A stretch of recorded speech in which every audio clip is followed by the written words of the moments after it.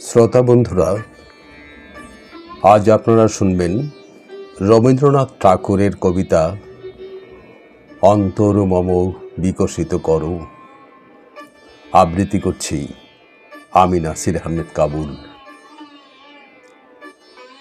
অন্তর মম বিকশিত করো, অন্তর তরহে নির্মল করো, উজ্জ্বল করো, সুন্দর করো হে। জাগ্রত করো, উদ্যত করো, নির্ভয় করো হে। মঙ্গল করো, নরলস নিঃসংশয় করো হে।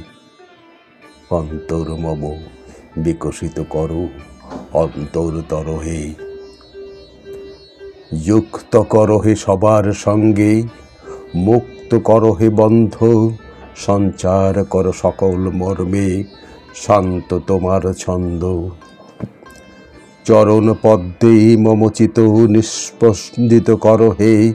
নন্দিত করো, নন্দিত করো, নন্দিত করো হে। অন্তর মম বিকশিত করো, অন্তর তর হে।